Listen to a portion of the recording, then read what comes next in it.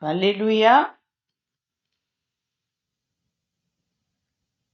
Nous poursuivons notre étude du livre de Juges et aujourd'hui nous allons étudier Déborah. Juges chapitre 4 verset 1 à 9, l'aîné a lu, mais nous allons poursuivre l'étude en lisant ensemble, mais revenons à Juges chapitre 4 verset 1, il est dit: les fils d'Israël firent encore ce qui est mal aux yeux de l'Éternel. Êtes-vous maintenant habitués à cela?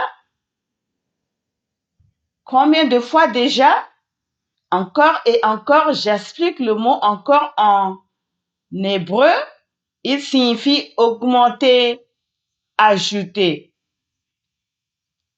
Il ne s'agit pas simplement de répéter la même chose, mais de l'aggraver de plus en plus.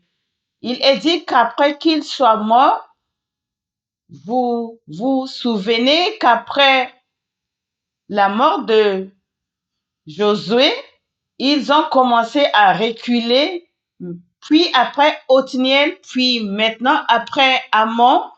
Et aujourd'hui, il y a une raison pour laquelle il est dit: l'Éternel les vendit entre les mains de Jabin, roi de Canaan, qui régnait à Hatzor.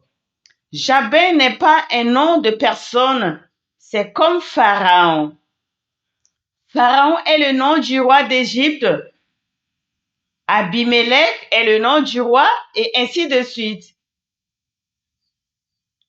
Ainsi, Jabin était donc un terme pour le roi, Jabin, roi de Canaan, qui régnait à Hazor. Et le commandant de son armée était Sisera, qui vivait à Arachet Arbohim. Ce n'est pas un Japon. Ce n'est pas au Japon. C'est à Canaan.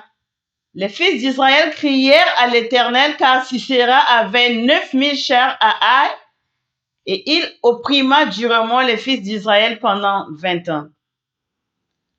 Avant l'arrivée d'Avnia, ils étaient sous l'oppression de Cushan Rishadaïm. Et cela pendant combien d'années? 8 ans. Avant l'arrivée d'Éhud, ils ont subi l'oppression des Moabites.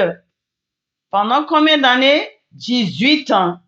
Et avant l'arrivée de Déborah, ils ont subi l'oppression du roi cananéen pendant 20 ans. Non seulement ils étaient opprimés, mais ils étaient aussi forcés de travailler. Et cette oppression s'aggravait de plus en plus en intensité et dans sa nature. Et la raison pour laquelle ils avaient si peur, c'était à cause de ces 900 chars de fer. Trouvons-nous ces chars de fer dans notre vie? En d'autres termes, permettez-moi de vous poser la question d'une manière différente. Avez-vous parfois l'impression, lorsque vous viviez une vie de foi, de vous heurter à un mur ou un blocage?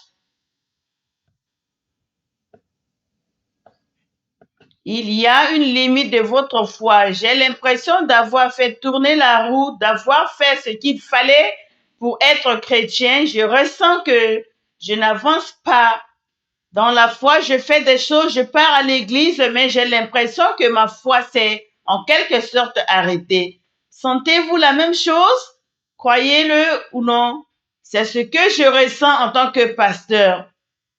C'est ce que j'ai ressenti récemment, surtout jusqu'à la semaine dernière. Et je dois vraiment me poser des questions parce que lorsque nous atteignons ce blocage, je pense que cette limite, je l'appelle cela mon esprit de limitation. Lorsque nous la ressentons, lorsque nous atteignons ce blocage, nous nous sentons que nous n'avons pas la motivation nécessaire pour aller de l'avant. Nous avons l'impression de n'avoir pas assez de stimulants derrière nous pour nous pousser. Nous nous contentons donc de maintenir notre foi.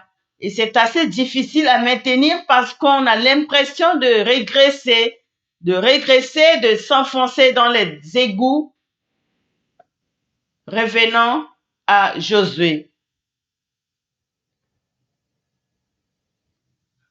Josué chapitre 11, verset 1. Josué chapitre 11, verset 1 dit, lorsque Jabin, ou certains l'appellent Jabin, Jabin, roi de Hazor, l'apprit, il envoya dire à Jacob, roi de Madon, au roi de Chimron et au roi d'Arsha. Josué 11, 10 à 12. Josué revint alors sur ses pas, s'empara Hazor et frappa son roi par l'épée. Vous vous souvenez de Hazor? Qui est Hazor? Qui règne sur Hazor?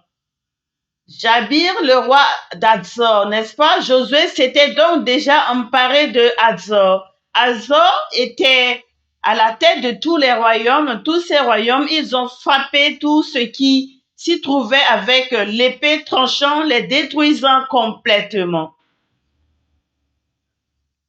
Comment cela? Ils les ont complètement détruits.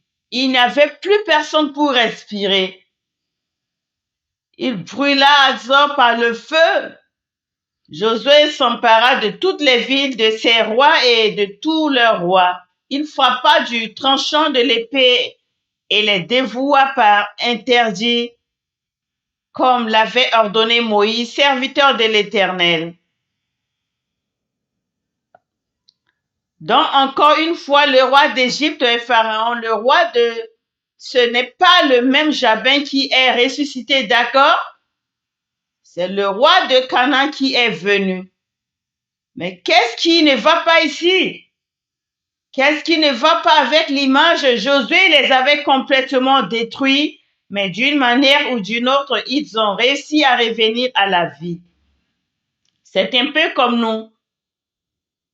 Vous pensiez vous en être débarrassés, mais ils reviennent. Les Israélites, eux, n'y arrivaient pas.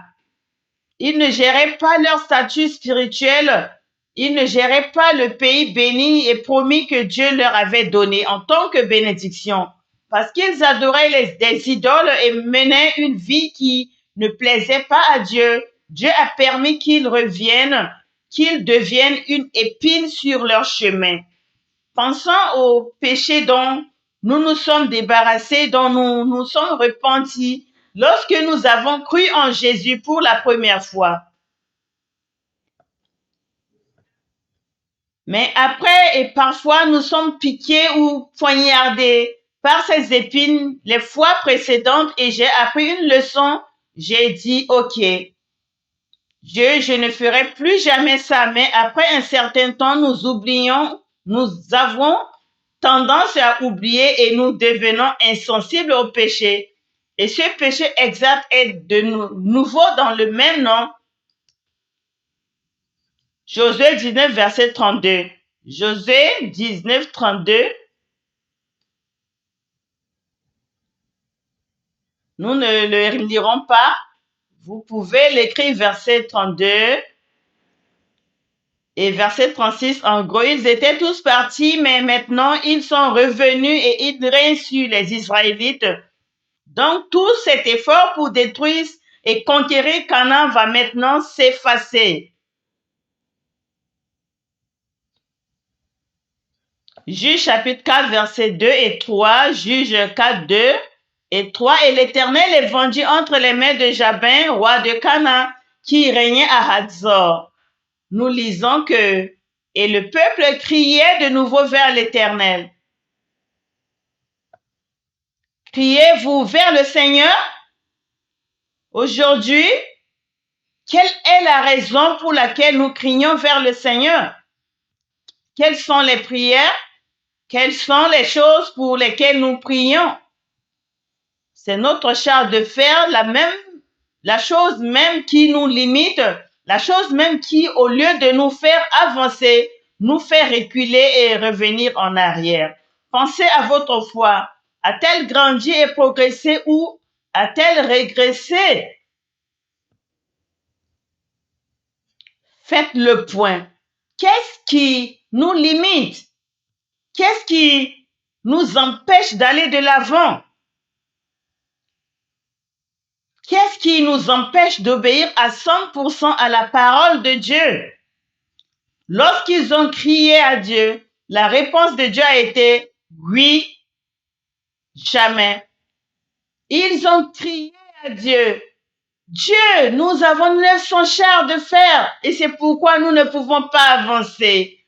C'est pour cela que nous avons été reconquis par les Cananéens. Et Dieu dit, Déborah, ainsi lorsque des chars de fer bloquent votre chemin, nous avons ici une Déborah. Vous avez votre réponse. Parlons donc de Déborah. Juge chapitre 4, verset 4, Déborah, une prophétesse, épouse de Lapidus, jugeait Israël à l'époque. Maintenant, remettons en perspective de l'époque. Une femme juge, maintenant c'est OK. Mais cette époque vous fait penser à cette ville ou à ce pays. Qu'est-ce que cela signifie lorsqu'une femme juge pour régner sur tout le monde à l'époque? Les femmes n'étaient même pas censées enseigner ou faire un travail extérieur comme celui-ci. Elles n'étaient même pas considérées comme assez bonnes pour être comptées. Je suis désolée, mais c'était la culture et l'époque. Mais que nous apprend le fait que Déborah soit juge lorsque l'ordre n'est pas respecté dans cette société. Pourquoi? Les femmes ne se sentent pas mal parce que j'ai dit cela, parce que le problème était fini. Il n'y avait pas d'homme bon. Il n'y avait pas un seul homme bon qui se tenait debout et cette femme devait prendre sa place. Et cette femme s'est retrouvée à la place d'un juge, à cette position de juge. Elle était assise sur l'arbre, sur le palmier. Elle était déjà juge. Elle n'était pas impliquée dans les guerres ou les batailles. Mais maintenant, à cause de ce problème, il crie, Dieu appelle Déborah pour sauver le peuple. Délivrer le peuple des mains de Jabin et de Sisera. Le verset 4, nous allons le lire encore une fois. Et le verset 4 dit, Déborah, une prophétesse, l'épouse de Lapidus, souligne qu'elle est une femme, qu'elle n'est pas qualifiée. Rappelez-vous, nous avons eu à Aoum le gaucher. Nous avons eu Shang Dia avec un simple bâton, une personne ordinaire. Et maintenant, de leur point de vue, c'est encore pire. Mais l'ennemi est plus grand. L'ennemi est plus grand, notre leader est plus faible. Elle n'est pas la femme miracle. Elle n'est pas comme un enfant de 2 ans, comme s'appelle-t-elle Angelina Jolie. C'était une ajuma. Savez-vous ce que cela signifie? C'est une tante. On dirait qu'elle est très âgée, assise sous un arbre, en train de juger les gens. Voici donc 900. Je suis un chat contre une ajuma. Vous voyez l'image? Si vous ne pouvez pas imaginer, vous pouvez juste imaginer Elka et Zebra ici. Elle a l'air d'être un bon juge. 900 terriens contre Zebra. Et vous vous demandez dans quelle équipe je devrais être maintenant? Sans vouloir te vexer, Edimus, pourquoi Dieu choisit-il une personne aussi faible? Même pas un homme, une femme, une femme juge pour aller contre les forces puissantes de Canaan.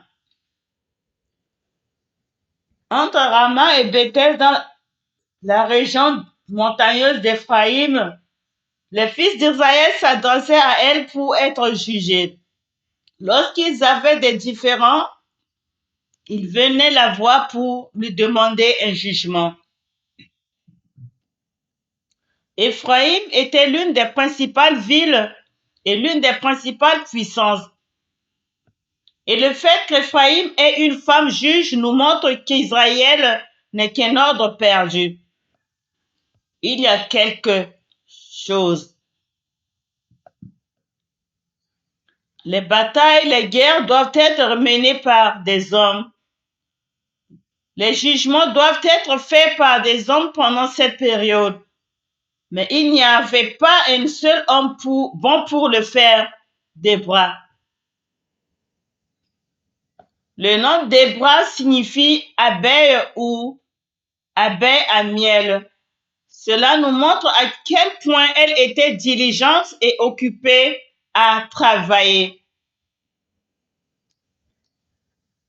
Mais elle n'est pas seulement diligente et occupée à travailler, elle n'est pas aussi tendre et innocente qu'elle en est l'air. Elle a un coup de poing, c'est une piqûre.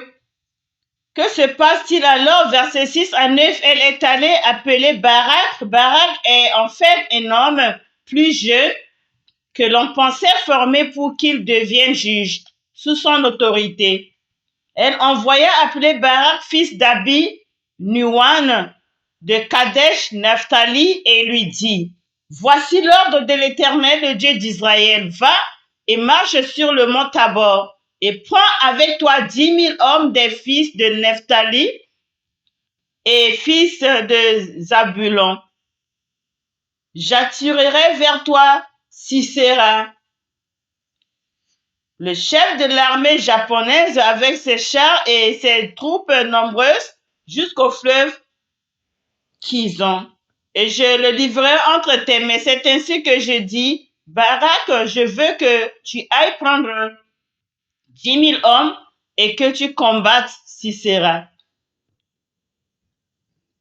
Et Dieu te donnera la victoire. Barak lui dit, si tu veux aller avec moi, j'irai. Mais si tu ne veux pas aller avec moi, je n'irai pas. Elle répondit, j'irai avec toi.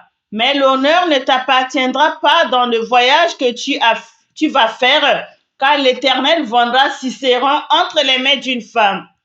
Déborah se leva et partit avec Barak pour Kadès. Que se passe-t-il maintenant? Déborah dit à Barak, prends 10 000 hommes et va te battre. Cette phrase est emblématique des hommes de l'époque. Que disait-il? Si tu y vas, j'irai. Mais si tu n'y vas pas, je n'irai pas. Son objectif n'est pas comme elle l'a même dit que Dieu vous donne la victoire. Il ne se concentre pas sur Dieu et ne dépend pas de lui, mais de cette femme. C'est comme lorsque Dieu leur dit de faire quelque chose, ils commencent à penser à leurs limites. Un pasteur dit, l'année prochaine, pouvez-vous être un leader de oh, j'ai tellement de choses et j'ai des enfants.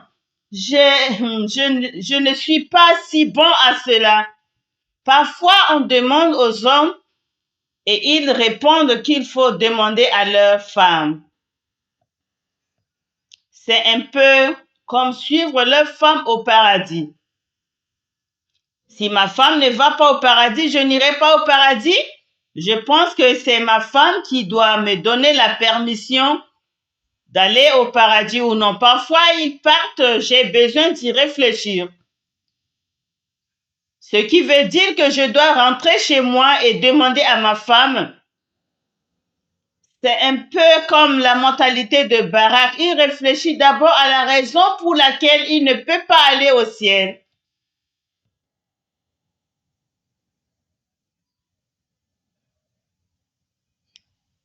C'est ainsi qu'il va au-devant de son obéissance à la parole de Dieu. Ainsi, Nébrah dit, j'irai avec toi, mais l'honneur ne sera pas pour toi sous le roi Jérémie. Et elle continue à dire, l'honneur sera, la gloire sera prise par une femme, n'est-ce pas? Et le Seigneur vendra Sisera entre les mains d'une femme. Déborah avait probablement autant d'attentes à l'égard de Barak.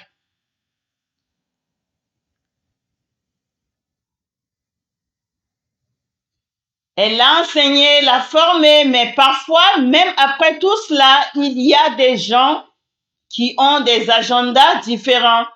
Vous êtes tous formés, vous devez sortir et conquérir, remporter la victoire.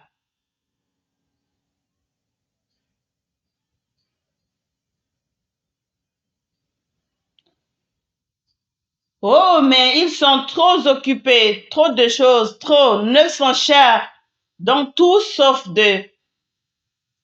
Je n'irai pas plus loin. Alors Déborah dit, oui, Dieu allait te donner la gloire, mais elle n'est plus sûre de toi. Notre foi est-elle continuelle? C'est dans la parole de Dieu. Nous avons parlé de cette limitation, de ce blocage que nous rencontrons. C'est parce que cette limite, ce bloc, le char de fer est fait par mes conditions. Parce que nous devenons conditionnels, cette limite ne peut pas être supprimée. Nous ne pouvons pas dépasser cette limite parce que notre foi devient conditionnelle. Nous posons toujours cette condition. Dieu, si tu fais ceci, alors je ferai cela. Si tu viens avec moi, j'irai. Dieu, si tu me bénis avec ceci, alors je le ferai. Vraiment, alors si Dieu ne te donne pas cela, abandonneras-tu ta foi? C'est ce qu'il dit. N'irais-tu vraiment pas, même si c'est la volonté de Dieu? Quel genre de réconfort ou de consolation recherchez-vous? Barak essaie-t-il de... Pourquoi est-elle? Pourquoi a-t-il tant besoin d'elle? Bien sûr, c'est une femme de Dieu. Peut-être qu'elle a besoin de l'instruire, mais elle l'a déjà bénie. Dieu sera avec vous. Dieu vous donnera la victoire. Je ne parle pas seulement des hommes, nous parlons de tout le monde, y compris moi-même. Quelle est la condition? Dieu doit-il me rendre riche pour que je fasse des offrandes? Dieu doit-il me donner une santé éclatante pour que je fasse le travail de Dieu? Est-ce que Dieu doit me lécher les bottes et me rendre vraiment heureux, me faire sentir bien et me mettre de bonne humeur pour que je fasse le travail de Dieu? Et cela nous fait hésiter à obéir immédiatement. Ma limite est le challenge. Ma condition est le challenge. Nous disons qu'il nous fait peur, qu'il nous fait hésiter, mais nous devons vraiment y réfléchir. Est-ce que vraiment le cas ou n'est-ce qu'une excuse? C'est ainsi que le char de fer est devenu une excuse légitime pour eux. Oh, nous ne pouvons plus aller détruire les Cananéens à cause des chars de fer. C'est devenu une bonne excuse pour eux de ne plus aller de l'avant. C'est parce que ce n'est pas l'ayat charia, c'est leur mentalité. Ils ne savent plus pourquoi ils doivent sortir et se battre. C'est pourquoi ils essaient de maintenir le statu quo en faisant ce qu'on leur dit de faire. Vers la fin de l'année, ils deviennent un peu plus fervents parce qu'ils se sentent coupables de ne pas avoir travaillé dur au début de l'année. Ils se contentent de maintenir le statu quo tout en consacrant leurs efforts et leur vie à cette tâche.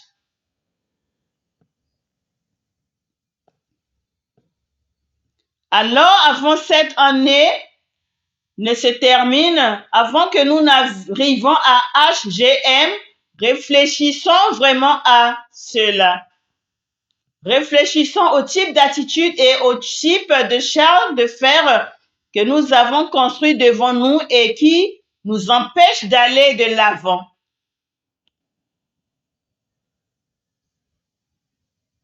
Et que pouvons-nous faire pour nous débarrasser de ce char de fer? Trouvons d'abord la condition que j'ai mise en place derrière mon esprit, à l'arrière de mon esprit. Parfois, nous ne nous rendons même pas compte que nous avons cette condition.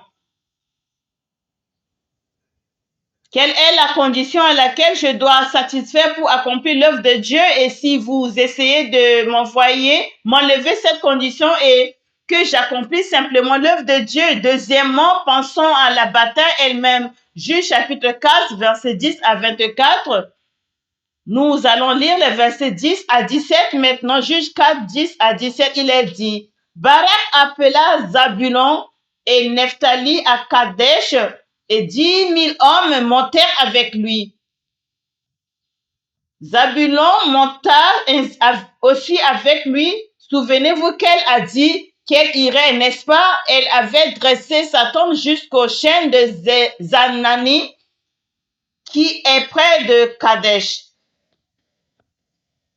Ensuite, ils annoncèrent à Sisera que Barak, fils d'Abinuam, était monté sur le mont Tabor. Sisera convoqua tous ses chars, 900 chars et tout le peuple qui était avec lui depuis Arochet, Agoïm, jusqu'au fleuve Xana. Alors Déborah dit à Barak, lève-toi, car voici le jour où l'Éternel livra Sisera entre tes mains.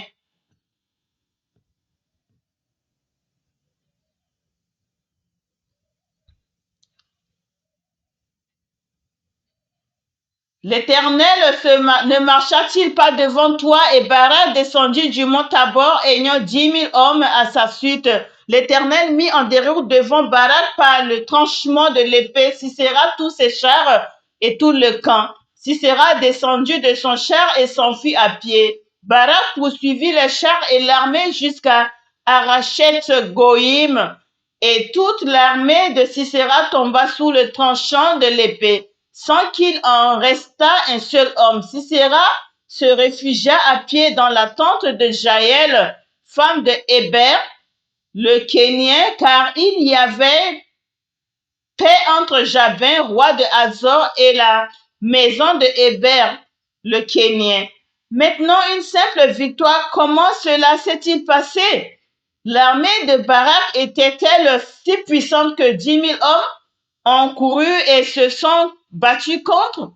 C'est un peu comme 10 000 soldats à pied, peu importe le nombre. Vous avez dit quelque chose à propos de la femme? Non, ce n'est pas la femme. Tu te souviens avec Ehud? Je t'ai montré que c'est mon pouvoir avec Shankar. C'est mon bâton.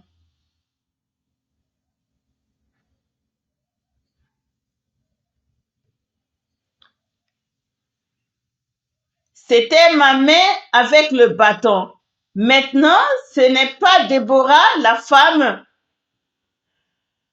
le commandant de l'armée de Jabin, avec ses chars et ses nombreuses troupes jusqu'au fleuve Kishon.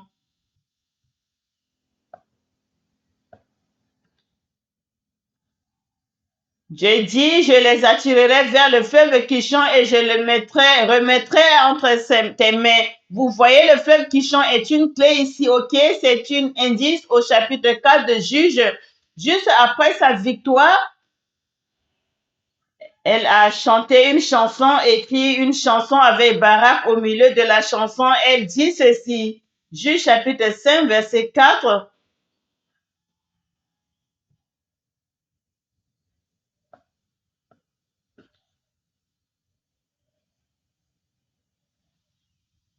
Juge chapitre 5, verset 4. Seigneur, quand tu es sorti de Séhir, Quand tu as marché depuis le champ d'Édom, la terre a tremblé. Le torrent qui chante, oh mon âme, marche avec force pendant la saison sèche, le fleuve s'assèche. C'est un terrain plat. C'est donc une autoroute parfaite pour les chars. Mais pendant la saison des pluies, il déborde et le courant est très rapide. Or, c'était la saison sèche. C'était pourquoi Sisera a mené son char sur cette rivière, car c'est un moyen rapide de voyager. C'est donc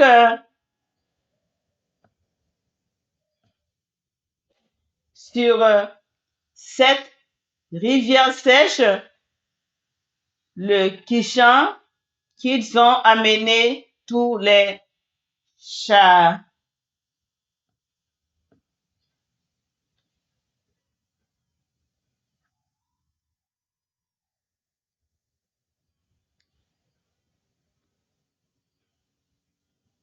Tout à coup,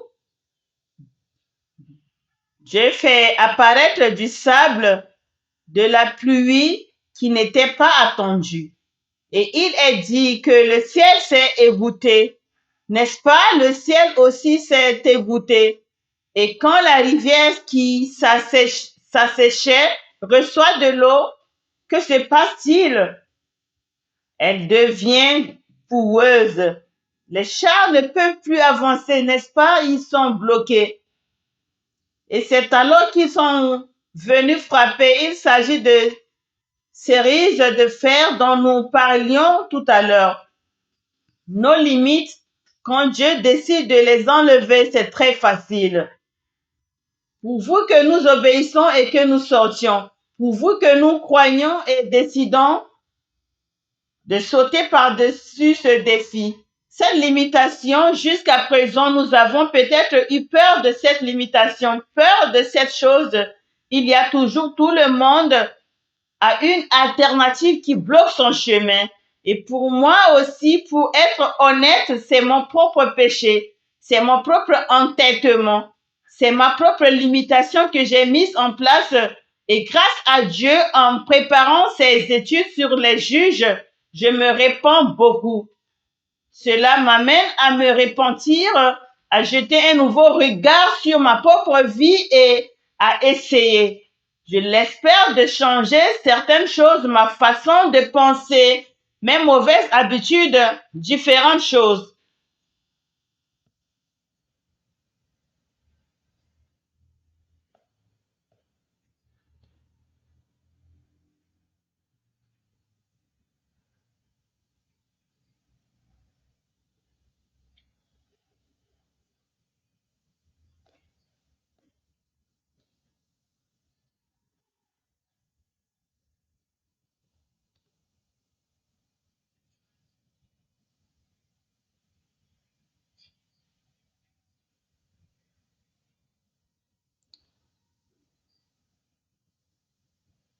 Maintenant, si vous m'avez suivi et que vous lisez ceci, quelle est votre question? Tout le monde est mort, sauf Sisera. Qu'est-ce que Déborah a dit à Barak? Barak ne va pas se glorifier de l'avoir tué. Qui va le faire? Une femme. Et nous pensons que ce serait Déborah. C'est elle la femme. Poursuivons notre lecture au verset 18.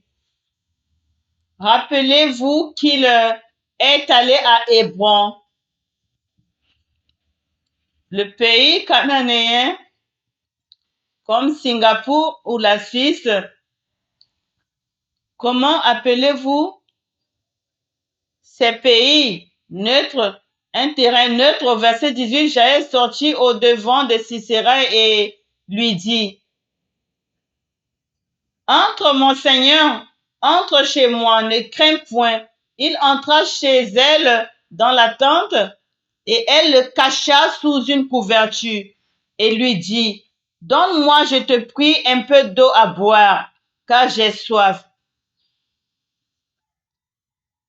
Elle ouvrit l'outre du lait, lui donna à boire et le couvrit d'une couverture chaude et lui donne du lait.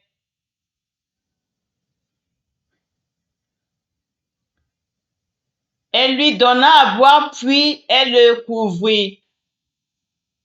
Et il lui dit encore,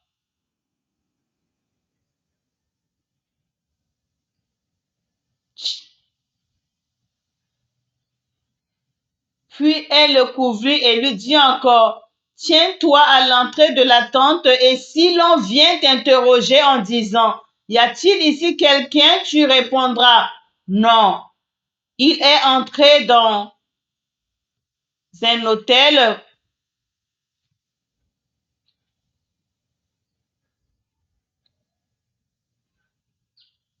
comme l'hôtel Californie où l'on peut entrer quand on veut, mais où l'on ne peut jamais sortir. Il s'est enregistré, il s'est senti à l'aise. Une belle femme, vous savez ce qu'est une peste?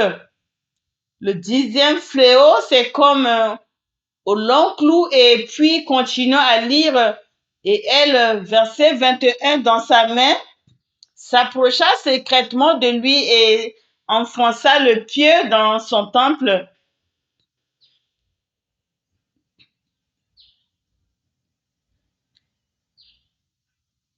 Et elle s'enfonça dans le sol où est le temple. Est-ce que tout le monde peut le sentir ici? Le visage doux, le visage doux qui s'enfonce un peu, le visage parfait dort juste ici. Et puis elle traverse et va dans le sol. Pouvez-vous imaginer?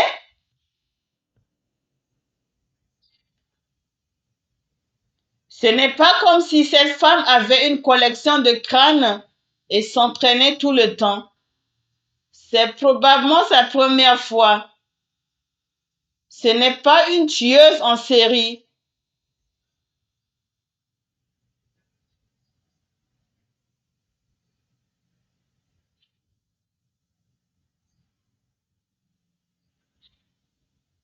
Sa première fois, et ce Sisera est un général bien connu. Vous voyez, si vous pensez à l'un des rois disant personnage des 3 royaumes, vous savez,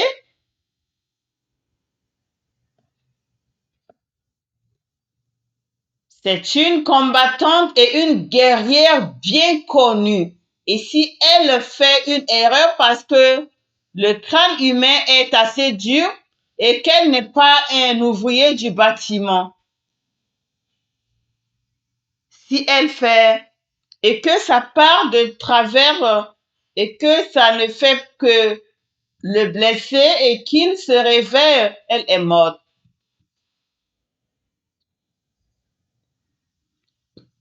Pensez à la peur qu'elle a dû avoir. Qui lui a dit de faire ça? Personne ne le sait. C'était réciproque, ils étaient amis avec Sisera. Tout à coup, elle, hmm, ouh, et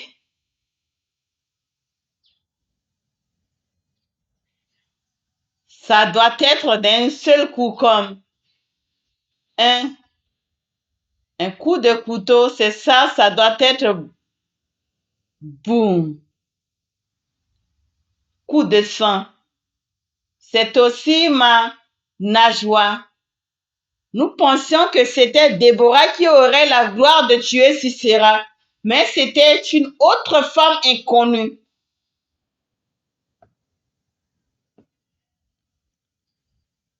Comme Barak ne pouvait pas obéir immédiatement, Dieu a choisi une autre personne pour le faire. Cela signifie que si nous avons l'occasion de faire le travail de Dieu et que nous hésitons, la gloire peut revenir à quelqu'un d'autre. Quelqu'un qui n'est même pas israélite. Ainsi, après cette victoire, Déborah a glorifié Dieu par un chant de victoire. Et non seulement elle a honoré Dieu, glorifié Dieu, mais elle a aussi honoré ceux qui ont servi dans la bataille. Donc la première partie du chant, c'est tout le chapitre 5. La première partie du chant, c'est louer Dieu, honorer Barak et les gens qui sont allés à la guerre.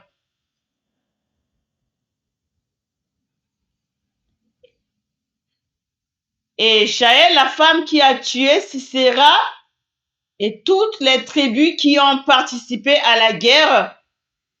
En fin de compte, qu'est-ce que cette chanson? Et je prie pour que, à la fin de notre victoire, c'est-à-dire pour que nous détruisons nos hautes intrications et que nous dépassions les limites. Et après cela, il y a un chant. Demandons-nous si j'ai une chanson dans ma vie. Si vous avez un chant dans votre vie, cela signifie que Dieu est vivant dans votre vie. Il ne s'agit pas nécessairement d'un chant musical littéral. C'est un cœur de louange et d'action de grâce, un cœur qui glorifie Dieu.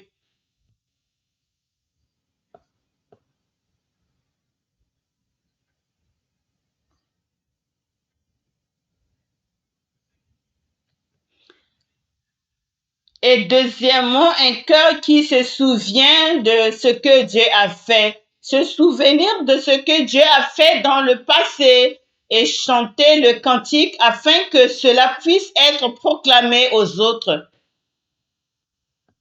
Ma vie est-elle donc un chant? Ma vie rappelle-t-elle aux autres que Dieu est vivant? Est-elle une proclamation?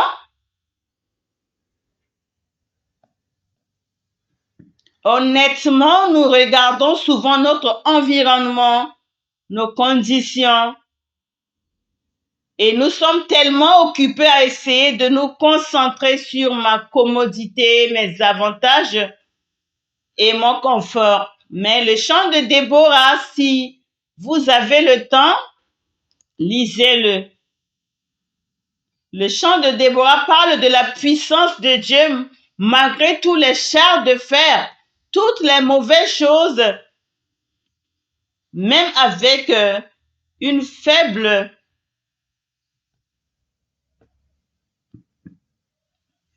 armée israélite.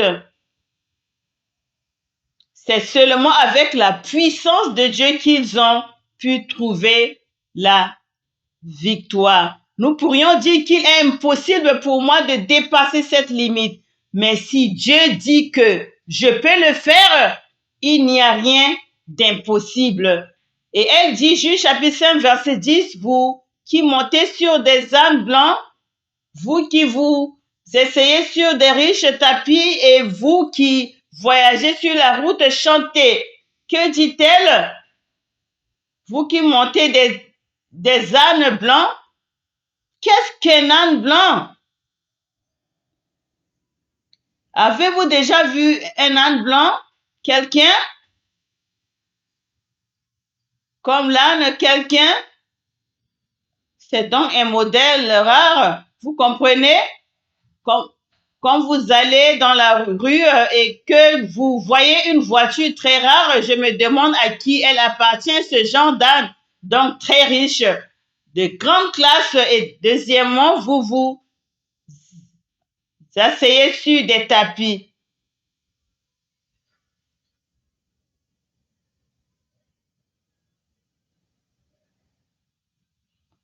Le mot riche est ajouté, mais dans la langue originale, il s'agit simplement de tapis, c'est-à-dire ceux qui n'ont pas besoin de s'asseoir sur leur sol. Donc, la classe moyenne et vous qui voyagez sur la route, les gens qui voyagent en BMW, bus, MRT ou à pied. BMW. Ceux qui voyagent à travers le monde, qu'ils appartiennent à la classe supérieure, à la classe moyenne ou à la classe inférieure, tous, peu importe le type d'environnement ou de milieu d'où vous vivez, chantent.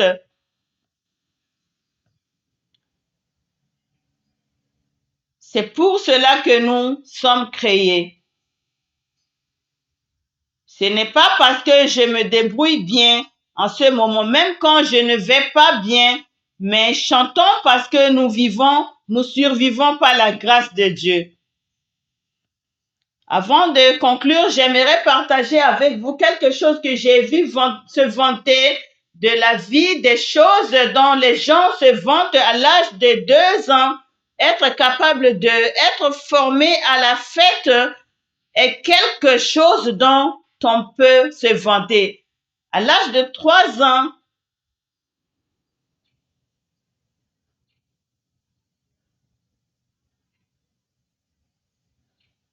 avoir des dents, c'est une fierté.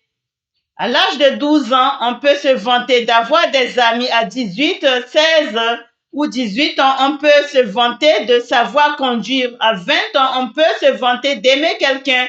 À l'âge de 35 ans, avoir beaucoup d'argent est une chose dont on peut se vanter en général, mais ensuite, cela se répète. Aujourd'hui, à 50 ans, avoir encore beaucoup d'argent n'est pas une raison de se vanter. À 60 ans, il n'y a pas lieu de se vanter d'avoir encore quelqu'un à aimer. À 70 ans, il n'y a pas de quoi se vanter de pouvoir encore conduire. À 80 ans, il n'y a pas de quoi se vanter d'avoir encore des dents qui fonctionnent quand on mange un stick chaque jour. À l'âge de 90 ans, on peut se vanter d'avoir appris à aller sur le pote, c'est-à-dire que tout cela. On commence par se vanter d'être propre et on finit par se vanter d'être propre. Il n'y a pas grand-chose dont nous puissions nous vanter et il n'y a pas grand-chose dont nous puissions profiter. Nous pouvons souffrir et les êtres humains, l'humanité, n'ont de la force que pour un temps très court. Vous pourriez penser que le christianisme est très pessimiste et que le pasteur Sam est toujours en train de faire peur aux gens et vous savez de les tromper.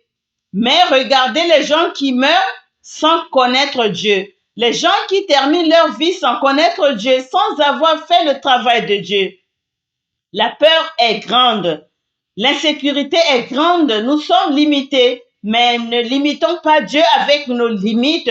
Lorsque nous sommes utilisés par Dieu, toutes nos limites disparaissent parce que sa puissance prend le dessus sur nos limites. Souvenons-nous de cela. Et quel que soit le char de fer que nous ayons dans notre vie aujourd'hui, quelle que soit la limitation que nous ayons, prions à ce sujet. Demandons-nous si cette limitation a été créée par mon esprit ou mon cœur.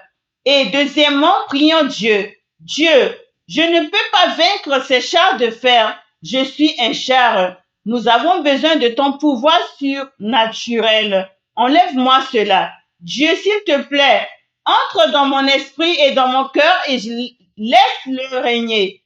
Fais que quelque chose se produise pour que je puisse y renoncer, pour que je puisse vaincre, pour que je puisse librement commencer à grandir et à me rapprocher de toi. Prions. Cher Père Céleste, Père, nous te remercions d'être patient avec nous. Nous te remercions de nous donner une chance de faire ton travail. Nous te remercions de nous avoir appelés. Père, nous prions pour que tu viennes dans nos vies et que tu supprimes les limites des chaises en fer.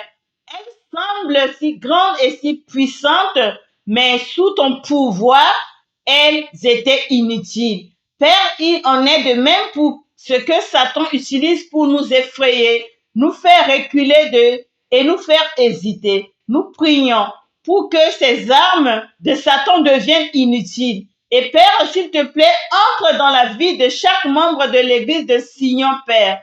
Et Père, accorde-leur ton aide et tes directives. Permettez-leur de sentir, de savoir et de voir que tu es là avec eux. Et maintenant, nous avons pédalé avec nos propres forces et nous avons utilisé toutes nos forces et nous sommes sur le point de nous noyer. Mais aide-nous à réaliser que juste sous nos pieds, il y a ton grand narive, ton sous-marin qui remonte. C'est toi, ta main qui nous soutienne maintenant. Ainsi, Père, utilise nous et montre au monde entier ta puissance à travers nous. Nous croyons que l'Église Sion deviendra ton personnel et nous croyons que chaque membre de l'Église Sion, chaque famille qui appartient à l'Église Sion deviendra comme Déborah qui est appelée à faire ton travail. Bien que le monde pense qu'il est faible, nous croyons que nous sommes comme des abeilles, des travailleurs pour toi et ceux qui appartiennent à ton royaume. Merci beaucoup pour ta grâce. Nous croyons que tu nous as choisis et que tu répondras à nos prières. Nous prions au nom de notre Seigneur Jésus-Christ pour l'action de grâce. Amen.